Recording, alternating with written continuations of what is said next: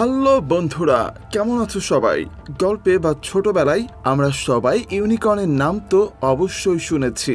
আরে ওই যে সিংওয়ালা ঘোড়া আর কি। আমাদের আজকের গল্প এই ইউনিকর্ন নিয়েই। ইউনিকর্ন নিয়ে এর আগে এমন সিনেমা আর কখনো বানানো হয়নি, তাই সময় নষ্ট না করে গল্পে চলে যাই। আজ আমরা এলিয়ট এবং তার মেয়ে র্যাডলির গল্প দিয়েই শুরু করি। এলিয়টের স্ত্রী মারা গেছে বেশ কিছুদিন হলো, আর তারপর থেকে মেয়ে র্যাডলি কেমন যেন একটু চুপচাপ আর গম্ভীর হয়ে গেছে। খুব বেশি কথাও বলে না। এলিয়ট একজন আইনজীবী। সে তার এক ক্লায়েন্টের সাথে দেখা করতে এক সুন্দর জায়গায় এসেছে। পরিকল্পনা মোটামুটি এক সপ্তাহের। তার ক্লায়েন্ট মিস্টার ওডেল একজন বিলিয়নিয়ার। শোনা যায় এই সুন্দর ন্যাশনাল রিজার্ভ সেন্টারটা তিনি দান করেছেন। এত অর্থ তার। তাই এলিয়ট ঠিক করেছে এখানে এক সপ্তাহ কাটায় একটু হাইকিং করবে, চারপাশটা ঘুরে দেখবে। সে তার মেয়েকেও সঙ্গে এনেছে, যাতে প্রকৃতির সান্নিধ্য থেকে র্যাডলির মনটা একটু ভালো হয়। কিন্তু র্যাডলি আসলে এখানে আসতে চায়নি মোটেও। সে একা থাকতে চেয়েছিল। এলিয়ট জোর করেই তাকে নিয়ে এসেছে। অন্যদিকে মিস্টার ওডেল, এলিয়টের বস, তাকে ফোন করেছে। একটু দেরি হয়ে গেছে নাকি। কথা বলতে বলতে হঠাৎ তাদের ফোন সংযোগ বিচ্ছিন্ন হয়ে যায়। যাই হোক, সে রিজার্ভ সেন্টারে নাকি নানা ধরনের জীবজন্তু রয়েছে, আর তাদের মধ্যে এমন একটা প্রাণীর দেখা মিলবে যা তারা কল্পনাও করতে পারেনি। গাড়ি চালাচ্ছিল এলিয়ট। চারপাশের ঠান্ডায় তার বারবার হাসি আসছিল। একটু অন্যমনস্ক হতেই রাস্তার মাঝখানে এক ইউনিকর্নকে ধাক্কা মেরে দেয়। প্রথমে তারা ভেবেছিল হয়তো কোনো সাধারণ প্রাণী, যেমন একটা হরিণ হবে, কিন্তু কাছে গিয়ে দেখে এ তো এক অদ্ভুত ঘোড়ার মতো প্রাণী, যার মাথায় শিং রয়েছে আর তার শরীরের রক্তটাও অন্য রঙের। ধাক্কা লেগে সে বেশ গুরুতর আহত হয়ে যায়। এলিয়ট ভীষণ চিন্তিত হয়ে পড়ে। একটা পশুকে ধাক্কা মেরেছে সে। যদি রেঞ্জাররা জানতে পারে তাহলে তার পেশা শেষ। এদিকে তার মেয়ে র্যাডলি একটু দয়ালু স্বভাবের। সে আহত প্রাণীটাকে দেখে তার খুবই মায়া হয়, কিন্তু প্রাণীটার শিংটা চকচক করছিল। র্যাডলি যখন সেটা স্পর্শ করে সে যেন এক অদ্ভুত দৃশ্য দেখতে পায়, যেন সে অন্য জগতে চলে গেছে। কিন্তু তার বাবা এলিয়ট তাকে ডাকছে।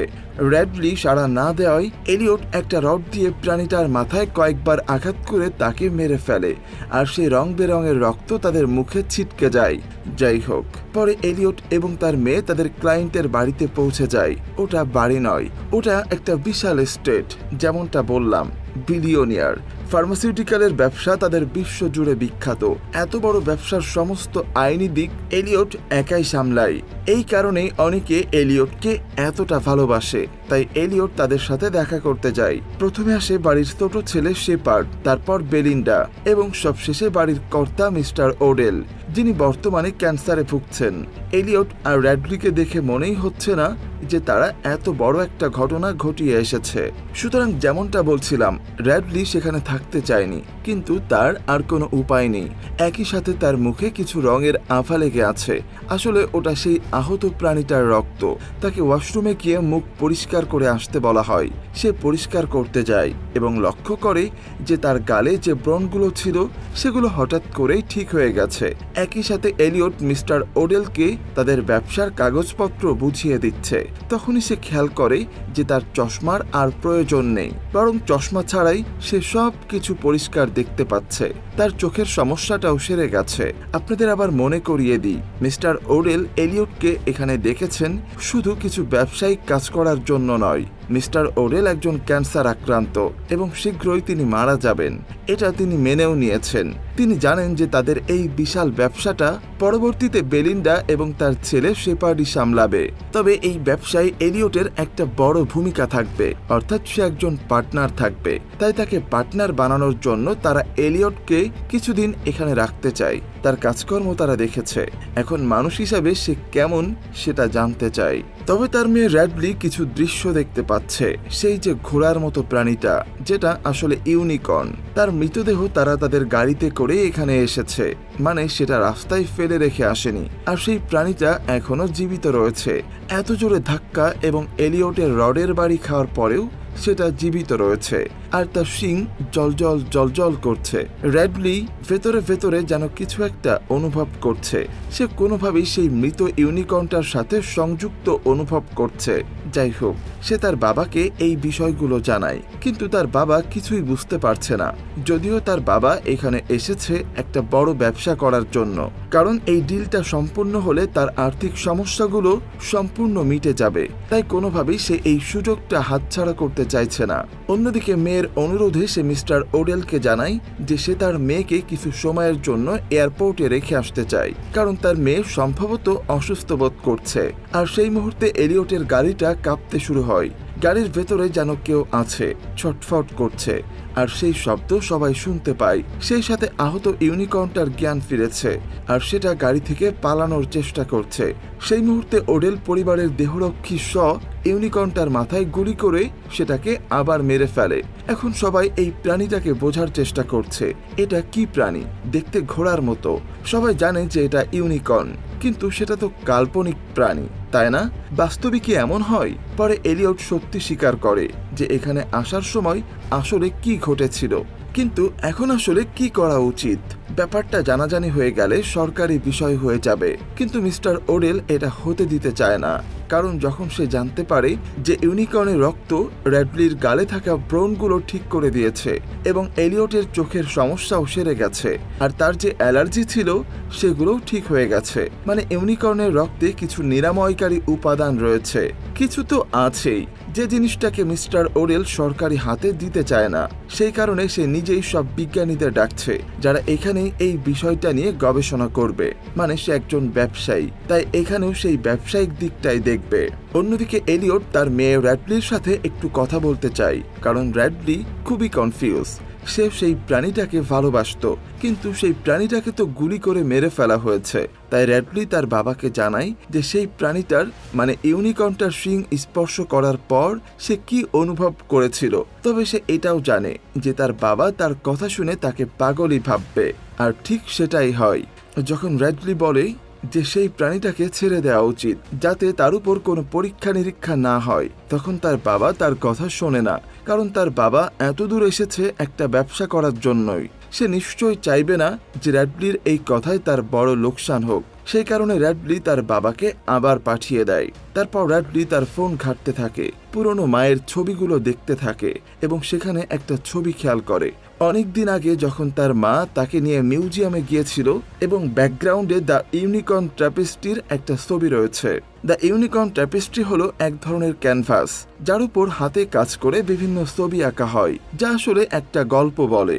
এই ছবিগুলো দেখে ইউনিকর্ন সম্পর্কে কিছু গল্প জানা যায়, যেমন আসলে এক রাজা ও তার কিছু শিকারী মিলে বেরিয়েছিল এক ইউনিকর্নকে ধরার জন্য। ইউনিকর্নের রক্ত নাকি বিভিন্ন রোগ ব্যাধি এমনকি মানুষদের অমরত্বও দিতে পারত। অবশেষে সেই শিকারীটা একটা ইউনিকর্নকে ধরতে পারে, কিন্তু তাকে বশ করা খুবই কঠিন হয়ে পড়ে। তবে সেই ইউনিকর্নটা শান্ত হয়ে যায় একজন মানুষের স্পর্শে, যাকে কাইন্ড হার্টেড মেইডেন বলা হয়েছে, অর্থাৎ এক দয়ালু মেয়ে। পরে সেই শিকারীরা ইউনিকর্নটাকে মেরে ফেলে এবং তাকে রাজার ক্যাসেলে নিয়ে যাওয়া হয়, যেখানে তাকে পুনরুজ্জীবিত করা হয় এবং সেখানে তাকে আটকে রাখা হয়। যদিও সেই ট্র্যাপেস্ট্রির বহু অংশ মানে সেই মেইডেনের সাথে ইউনিকর্নের সম্পর্ক কি ছিল সেই ব্যাপারে অনেক কিছু জানা যায়নি, কারণ মাঝখানে পড়ে যায় ফ্রেঞ্চ রেভলিউশন, যার কারণে এই ট্র্যাপেস্ট্রির বহু অংশ নষ্ট হয়ে গিয়েছিল। তবে পরে যখন এটাকে পুনর্গঠন করা হয়, যেখান থেকে আমরা ইউনিকর্নের একটা ভয়াল রূপ দেখতে পাই, মানে এটা কেবল একটা শান্ত বা কাল্পনিক প্রাণী নয়, বরং এটা একটা ভয়ঙ্কর জন্তু যা সেই শিকারীদের খুব খারাপ অবস্থা করেছিল। আমাদের র্যাডলি ইন্টারনেট ঘেটে মোটামুটি ইউনিকর্ন ট্র্যাপেস্ট্রির ব্যাপারে জানতে পেরেছে এবং এটাও জানতে পেরেছে যে এই ইউনিকর্নগুলো কতটা ভয়ঙ্কর প্রকৃতির হয়, আর এদের সাথে কিছু খারাপ করা হলে আপনার সাথে অনেক খারাপ কিছু হতে পারে, যেটার ইঙ্গিত আমরা পাই। পাশের এক জঙ্গলে একটা জন্তুর ভয়ঙ্কর আওয়াজ আমরা শুনতে পাই, যেটা শুনে শেপার্ড আর এলিয়ট তারা চুপচাপ তাদের ঘরে ঢুকে যায়। সো তারপরে দুজন বিজ্ঞানী আসে, ডক্টর ভাটায়া আর ডক্টর সাং। যেমনটা দেখেছিলাম, মিস্টার ওডেল নিজে থেকেই সব গবেষণা করাতে চায়, আর তারা এলিয়ট আর র্যাডলির রক্ত পরীক্ষা করছে তাদের শরীরে আলাদা কোনো পরিবর্তন এসেছে কিনা। আর সেই মৃত ইউনিকর্নটার পরীক্ষা নিরীক্ষা থেকেও তারা জানতে পেরেছে যে তার যে শিংটা রয়েছে সেই শিং থেকে কিছু জৈব বৈদ্যুতিক সংকেত ইউনিকর্নটার শরীরের মধ্যে ছড়িয়ে পড়ছে। যাই হোক, সেই শিংয়ের মধ্যে কিছু জাদু রয়েছে যা এই ইউনিকর্নটাকে সহজে মরতে দিচ্ছে না। আর যে কারণে হয়তো এলিয়ট আর র্যাডলির সমস্যাগুলো সেরে গেছে। এখন মিস্টার ওডেল এইটার অপেক্ষাতেই রয়েছে। সে জানে যে তার হাতে বেশি দিন সময় নেই। সে একজন ক্যান্সার রোগী। সে তার ডাক্তারদের বলে তাদের সর্বোচ্চ চেষ্টা করতে। ওডেল তার মৃত্যুকে মেনে নেওয়ার থেকে বরং একটা শেষ চেষ্টা করে যেতে চায়। সেই ইউনিকর্নের শিং ঘষে ঘষে কিছু গুঁড়ো নেওয়া হয়েছে যা ওডেলের শরীরে দেওয়া হয়েছে। অন্যদিকে ওডেল প্রথম থেকে এলিয়টের উপর তার কৃতজ্ঞতা প্রকাশ করে যে সত্যি এলিয়ট ওডেলের পরিবারের জন্য অনেক কিছু করেছে। আর যদি তাদের এই পরীক্ষা সফল হয়, যদি তার এই রোগের চিকিৎসা হয়, তাহলে তারা যে আবিষ্কার করবে তার লাভের অংশ এলিয়টও পাবে। সেটা এলিয়টকে জানিয়ে দেওয়া হয়। তবে এলিয়টের মেয়ে র্যাডলি সে বুঝতে পেরেছে যে কিছু তো অদ্ভুত ঘটনা ঘটেছে। গতকাল রাতে শোনা সেই জন্তুর আওয়াজ আর জঙ্গলে গাছের মধ্যে কিছু চিহ্ন, যেন কিছু আঁচড় লেগেছে। সেই জঙ্গলে কিছু একটা আছে যা র্যাডলি অনুভব করতে পারে। আর সে দৌড়ে ঘরে চলে আসে। র্যাডলি তারপর নিজের থেকে গবেষণা করছে আর শেপার্ড সেই বিষয়টা লক্ষ্য করতে পারে। শেপার্ড তাকে জিজ্ঞাসা করে। তখন র্যাডলি জানায় যে সে ইউনিকর্নদের নিয়ে গবেষণা করছে। যে বহু মানুষ ইউনিকর্নকে কাল্পনিক মনে করে, তা সত্ত্বেও ইতিহাসের বহু অধ্যায়ে ইউনিকর্নের নাম লেখা রয়েছে। হয়তো সত্যি তাদের অস্তিত্ব ছিল। তার কথাগুলো কিছুটা আশাব্যঞ্জক মনে হয়। সেই কারণে শেপার্ড তাকে একটা বড় প্রিন্টার এনে দেয় যাতে র্যাডলি তার গবেষণা শেপার্ড আর তার পরিবারের সামনে উপস্থাপন করতে পারে। আর সেই মুহূর্তে একটা অলৌকিক ঘটনা ঘটে। শেপার্ডের বাবা মিস্টার ওডেল 2 পায়ে দাঁড়িয়ে রয়েছে আর তার লাঠির প্রয়োজন নেই। সে একদম সুস্থ, যেটা দেখে সবার পায়ের তলা থেকে মাটি সরে গেছে। যে মানুষ 2টা মিনিট আগেও হুইল চেয়ারে ছিল, সেই মানুষটা এই মুহূর্তে রীতিমতো নাচানাচি করছে। ডক্টর সাং রক্ত পরীক্ষা করে এবং আমরা জানতে পারি যে তার ক্যান্সার প্রায় চলেই গেছে। বলতে গেলে তার একটা বড় আবিষ্কার করেছে। তারা ক্যান্সারের নিরাময় বের করে নিয়েছে। এখন শেপার্ড খুবই চিন্তিত যে তারা এতদিন দান করে এসেছে, তাই বলে ক্যান্সারের ওষুধটা তারা বিনামূল্যে দান করে দিতে পারবে না। কিন্তু ডক্টর সাং জানায় যে তারা এই ঔষধটাকে অনুকরণ করতে পারবে না। মানে সে মৃত ইউনিকর্নটা থেকে যেটুকু নমুনা বা রক্ত তারা নিতে পারবে, সেটাকে আলাদা করে উৎপাদন করতে পারবে না, বা সেটা থেকে নতুন ভ্যাকসিন বা ঔষধও তারা বানাতে পারবে না। সো কি আর করা যাবে? যে কটা ওষুধ বানানো যায় সে কটা বানাবে। এখন ওষুধের পরিমাণ যদি কম হয় তাহলে বাজারে তার চাহিদাও প্রচুর হবে। এখন চাহিদা যদি প্রচুর হয়ে যায় তাহলে এখানে মিলিয়ন আর বিলিয়নের খেলা চলবে। এখন এই সম্পূর্ণ পরিবার টাকা ছাড়া কিছুই বোঝে না। তারা তাদের কাজ করা শুরু করে দেয়। অন্যদিকে ওডেল আনন্দের চোটে এলিয়টকে তাদের পার্টনার বানিয়ে দেয়। শেপার্ড তখন পানীয়ের সাথে সেই ইউনিকর্নের রক্ত মিশিয়ে খাচ্ছে। অন্যদিকে ওডেল আর এলিয়ট তারা হিসাব করছে যে তাদের কত লাভ হবে, যার পরিমাণ অনেক বেশি। তবে সেই মুহূর্তে র্যাডলি সেখানে চলে আসে আর তাদের বলে দেয় যে না, এটা উচিত না, বরং সেই প্রাণীটাকে বাইরেই ছেড়ে আসা উচিত। র্যাডলি তখন ইউনিকর্ন ট্র্যাপেস্ট্রির সেই ছবিগুলো তাদেরকে দেখায় যে একটা ইউনিকর্নকে যদি বশ করার চেষ্টা করা হয় বা তাকে নিয়ন্ত্রণ বা ব্যবহার করার চেষ্টা করা হয় তাহলে মানুষের কি হয়েছিল। সে মধ্যযুগের গল্প, যা আসলে যীশু খ্রিস্টের একটা রূপক। তবে তার মনে হয় যে সেই ইউনিকর্নটাকে ওভাবেই জঙ্গলে ছেড়ে আসা উচিত। কিন্তু ওডেল আর তার পরিবার তো এটা করবে না। তারা অবশ্যই জন্তুটাকে জঙ্গলে ছেড়ে দিয়ে আসবে না নষ্ট করার জন্য। তারা নিরাপত্তা এবং সব ধরনের ব্যবস্থা করে নিয়েছে। সেই ইউনিকর্নটাকে নিয়ে যাবে তাদের সদর দপ্তরে, যেখানে তার উপর গবেষণা হবে। সেখান থেকে ঔষধ তৈরি হবে। তবে ততক্ষণে অনেক দেরি হয়ে গিয়েছিল। একটা হিংস্র ইউনিকর্ন সেই মুহূর্তে চলে আসে এবং ডক্টর সাংকে হত্যা করে দেয়। সে ইউনিকর্নটা তার সেই ধারালো শিং ডক্টর সাংয়ের পেটে ঢুকিয়ে দেয় এবং তাকে নৃশংসভাবে হত্যা করে। সেই ইউনিকর্নটা সেখানে এক ভয়ঙ্কর বিশৃঙ্খলা তৈরি করে, যেখানে বহু মানুষ মারা যায়। তবে অবশেষে সেই ইউনিকর্নটা যখন র্যাডলিকে দেখতে পায়, সে শান্ত হয়ে যায়, যেন সে র্যাডলিকে কিছু বলার চেষ্টা করছে। সে চায় যে র্যাডলি তার সেই শিং স্পর্শ করুক। ততক্ষণে মিস্টার ওডেলের সেই দেহরক্ষী মানে শ চলে আসে, যে শটগান দিয়ে ইউনিকর্নটাকে গুলি করে সেখান থেকে তাড়িয়ে দেয়। এরপর অবশেষে তারা র্যাডলির কথা শোনে যে হ্যাঁ, সত্যি তো এক বিপদ এসেছে। সেই পৌরাণিক কাহিনীগুলোতে যে গল্প রয়েছে, যতবার মানুষেরা একটা ইউনিকর্নকে ধরার চেষ্টা করেছে ততবারই নানা বিপদ আপদ এসেছে মানুষের উপর। র্যাডলি এটাও জানায় যে সেই মৃত ইউনিকর্নটার শিং যখন সে স্পর্শ করেছিল, সেই ইউনিকর্নটা তাকে একটা দৃশ্য দেখিয়েছিল, যেন সে কিছু বলার চেষ্টা করছে। সে কোনোভাবে সেই ইউনিকর্নটার সাথে সংযুক্ত। সে কারণেই হয়তো সেই ভিন্ন ইউনিকর্নটা যে মানুষগুলোকে হত্যা করলো সে র্যাডলিকে কিছুই বলেনি। কিন্তু মিস্টার ওডেল আর তার পরিবারের মাথায় এই কথা ঢুকাবে কে? টাকার লোভ যাদের এত বেশি। এখন যেহেতু র্যাডলি সেই ইউনিকর্নের শিং স্পর্শ করে একটা দৃশ্য পেয়েছে, সেই কারণে মিস্টার ওডেলও সেই আহত ইউনিকর্নের শিং স্পর্শ করতে চায়। আহত বলতে একটু আগে যে ইউনিকর্নটাকে তারা গুলি করে তাড়িয়ে দিল, সেই ইউনিকর্নটা নাকি আহত রয়েছে, সেই মুহূর্তে জঙ্গলে রয়েছে, যখন তখন নাকি সে মারা যাবে। আর সেই ইউনিকর্নটাকে তারা এভাবে জঙ্গলে ফেলে দিতে পারে না। একদিকে শেপার্ড বলছে যে এভাবে প্রাণীটা মারা গেলে লাভ কি হবে, বরং সেই প্রাণীটাকে ব্যবহার করে তারা আরো নতুন নতুন ঔষধ তৈরি করতে পারবে, মানে যা তাদের ব্যবসার জন্য লাভজনক হবে। শুধু ব্যবসা না, বেলিন্দাও বলে দেয় সম্পূর্ণ মানবজাতি লাভবান হবে এতে। সো ওডেল আর তার টিম একদম প্রস্তুত হচ্ছে, হাতে বন্দুক টন্দুক নিয়ে। তারা সেই ইউনিকর্নটা শিকার করবে, আর সাথে এলিয়টকেও নিয়েছে, তাকেও যেতে হবে। এলিয়ট যাওয়ার আগে ওডেলকে জিজ্ঞেস করে যে ওডেল তো তাকে পার্টনার বানাবে বলে ঠিক করেছিল, তো আইনি কাজগুলো একটু আগে করে নিলে হয় না? মানে কোনো দুর্ঘটনা ঘটলে তখন তো এলিয়টের পার্টনার হওয়ার স্বপ্নটাও স্বপ্নই থেকে যাবে। ওডেল জানে যে অবশ্যই, তবে মিশন শেষ করে আসার পরে। মিস্টার ওডেল নিজেকে সেই মাসাই যোদ্ধাদের মতো ভাবছে যারা একটা বর্ষা দিয়ে সিংহ শিকার করত। এখন সে একটা অ্যাসল রাইফেল দিয়ে একটা ইউনিকর্ন শিকার করবে। অন্যদিকে এলিয়টকে তার মেয়ে র্যাডলি বহুবার আটকানোর চেষ্টা করে, কিন্তু এলিয়ট কোনোভাবেই তার মেয়ের কথা শুনতে পারছে না। মানে বেচারা একদিকে পরিবার এবং কর্তব্যের মাঝে পড়ে গেছে, সো সবাই শিকারে গেছে। অন্যদিকে শেপার্ড বাড়িতে রয়েছে, সে ইউনিকর্নের শিংয়ের গুঁড়ো যা তারা বানিয়েছিল তা দিয়ে নেশা করছে এবং তারপরে ডক্টর ভাটায়াকে জানায় তার শিং কাটার জন্য। তবে ডক্টর ভাটায়া লক্ষ্য করে যে সেই ইউনিকর্নটা যাকে তারা মৃত ভাবছিল সেটা আসলে মৃত নয়, বরং তার শরীর পচে যাওয়ার বদলে আরও সেরে যাচ্ছে। মানে এই প্রাণীগুলো কোনোভাবেই মরতে পারবে না। অন্যদিকে র্যাডলি সেই ইউনিকর্ন ট্র্যাপেস্টির গল্পগুলো লক্ষ্য করে এবং সে দেখতে পায় যে সত্যি তো তাই।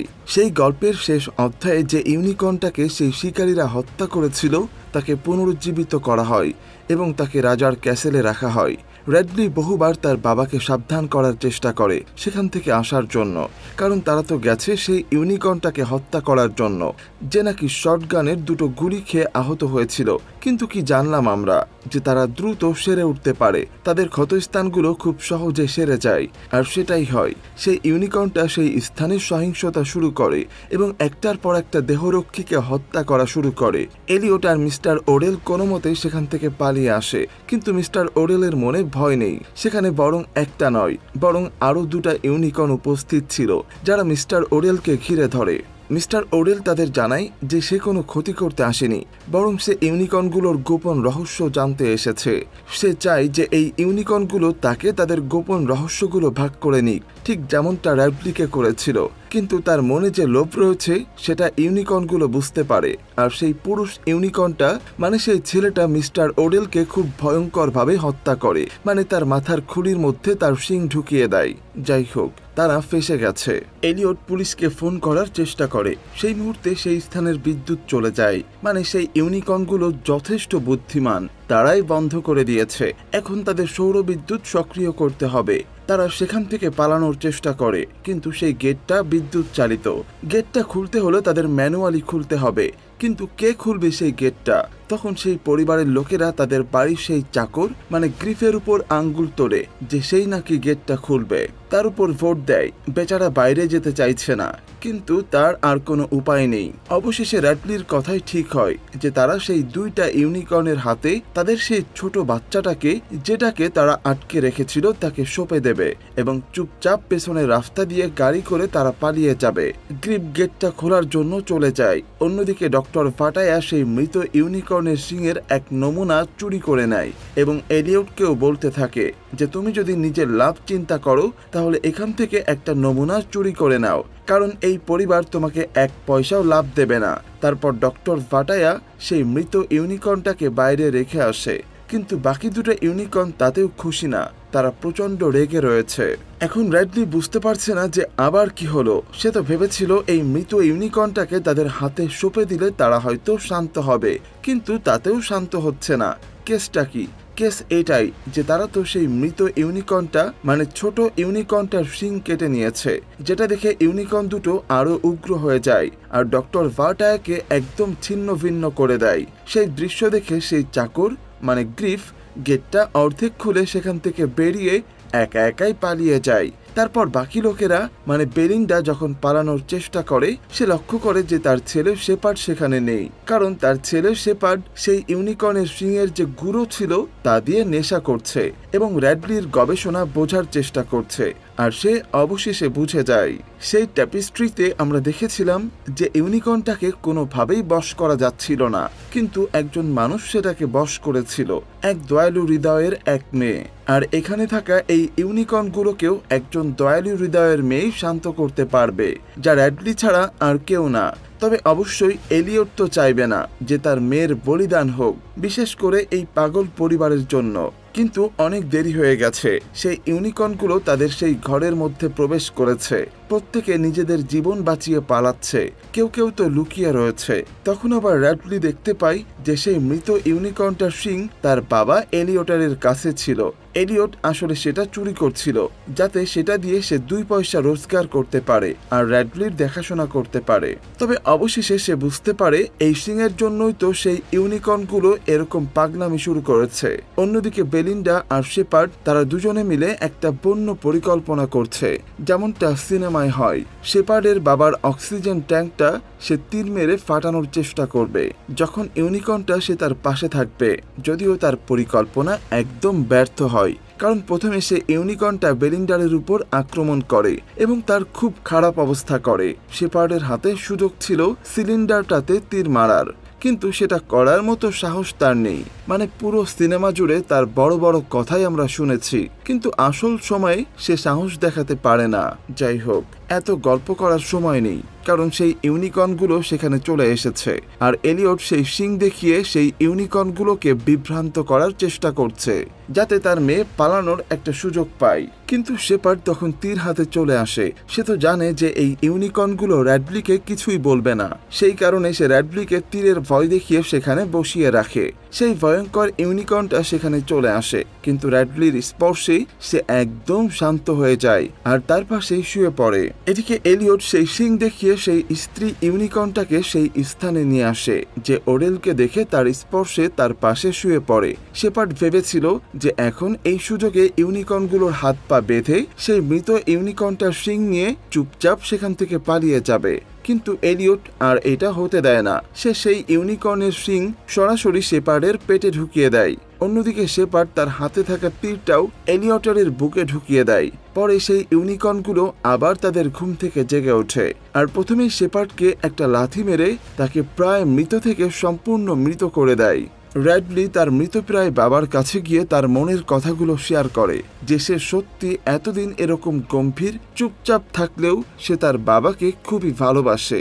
অবশেষে এলিয়ট মারা যায়, তবে গল্পের শেষ এইখানেই নয়। সেই ইউনিকর্ন দুটো যেটার খোঁজ করছিল সেই ছোট বাচ্চাটার শিংয়ের একটা টুকরা সেটা তারা পেয়ে গেছে। সেই ভাঙা শিংয়ের টুকরাটা তারা একটা আভা হিসেবে রেখে দেয় আর পাশে তারা মৃত এলিয়টকেও রাখে আর সেই দুটো ইউনিকর্ন তাদের জাদু প্রদর্শন করতে থাকে। আপনি যদি আসলে দ্য ইউনিকর্ন ট্যাপেস্ট্রির গল্পগুলো লক্ষ্য করেন, যা আপনি গুগল বা উইকিপিডিয়াতে খুঁজলেও জানতে পারবেন, সেখানে দেখতে পাবেন যে যখন একটা ইউনিকর্ন তার জাদু প্রদর্শন করবে সেই মুহূর্তে তাকে বিরক্ত বা ক্ষতি করা উচিত নয়। সেই ইউনিকর্নগুলো তাদের জাদু প্রদর্শন করে আর এলিয়ট অবশেষে তার মৃত্যু থেকে ফিরে আসে। সে সেই দুনিয়াটা দেখতে পায় যার কথা র্যাডলি তাকে বলেছিল। সবশেষে সেই মৃত ইউনিকর্নটাও জীবিত হয়ে যায় আর সম্পূর্ণ পরিবার দৌড়ে জঙ্গলে চলে যায়। তবে বাড়ির চাকর সহ সে তো পালিয়ে গিয়েছিল। সে পুলিশ ডেকে এনেছে, আর পুলিশ এসে দেখতে পায় যে সেখানে চারপাশে লাশ পড়ে রয়েছে, আর এলিয়ট আর র্যাডলির গায়ে রক্ত লেগে সেখানে বসে রয়েছে। আর কি, সম্পূর্ণ দোষ তো তাদের উপরেই পড়বে। পুলিশ তাদেরকে হ্যান্ডকাপ পরিয়ে গাড়িতে করে সেখান থেকে নিয়ে যাচ্ছে, আর সেই মুহূর্তে সেই ইউনিকর্ন তার পরিবার নিয়ে সেখানে চলে আসে। তারা যখন বুঝতে পারে যে এলিয়ট আর র্যাডলিকে সেই গাড়িতে বেঁধে রাখা হয়েছে বা তাদের হাত বাঁধা রয়েছে, তখন সেই ইউনিকর্নটা এলিয়টকে ইশারা দেয়, আর এলিয়ট তাদের সিট বেল্ট বেঁধে একদম ধাক্কার জন্য প্রস্তুত হয়ে যায়। আমরা দেখতে পাই সেই ইউনিকর্নগুলো সরাসরি সেই পুলিশের গাড়িটায় গিয়ে ধাক্কা মারে, যেটার ফলে হয়তো একটা দুর্ঘটনা হবে, আর যেখান থেকে তারা এলিয়ট আর র্যাডলিকে পুলিশের হাত থেকে বাঁচিয়ে নেবে। আর এখানে ডেথ অফ অ্যান ইউনিকর্ন সিনেমাটা শেষ হয়। আসলে এটা একটা হরর কমেডি জনরার সিনেমা। বেশ কিছু ডার্ক কমেডি রয়েছে। মানে আপনি যদি একটা কমেডি সিনেমা দেখতে চান যেখানে দুর্দান্ত কিছু হাস্যরস রয়েছে ডার্ক কমেডির মতো, তাহলে অবশ্যই এই সিনেমাটা দেখতে পারেন। তো আজকের মতো এই পর্যন্তই। গল্পটা কেমন লেগেছে সেটা অবশ্যই কমেন্টে জানাতে একদমই ভুলবেন না। আজকের মতো বিদায় নিচ্ছি, দেখা হবে পরবর্তী কোনো ভিডিওতে। সে পর্যন্ত সবাই ভালো থাকবেন, সুস্থ থাকবেন, এই আশা ব্যক্ত করে এখানেই শেষ করছি। আল্লাহ হাফেজ।